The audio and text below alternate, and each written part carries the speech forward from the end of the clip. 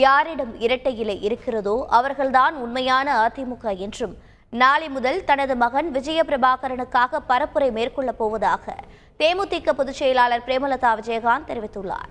தேனியில் அதிமுக வேட்பாளருக்கு வாக்கு சேகரித்த அவர் இதனை கூறினார்.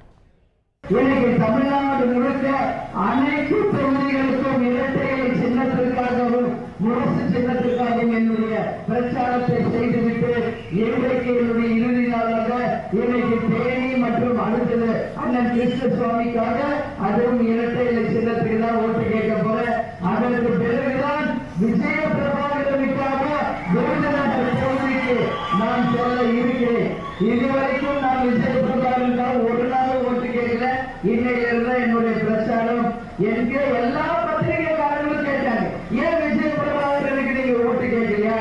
விஜய பிரபாகரன் மட்டும் என் பிள்ளை இல்ல, 40 தொகுதிகளுக்கு அனைத்து வேட்பாளர்களுமே என்னுடைய பிள்ளைகள் தான். இந்த கூட்டணி நிச்சயம் ஜெயிக்கணும் அப்படின்னு தான் நான் சொல்லி இன்னைக்கு ஆல்மோஸ்ட் இந்த 3-4 days இருக்கும்போது விஜய பிரபாகரனுக்காகவே நான் ஓட்டு கேட்க வரேன்.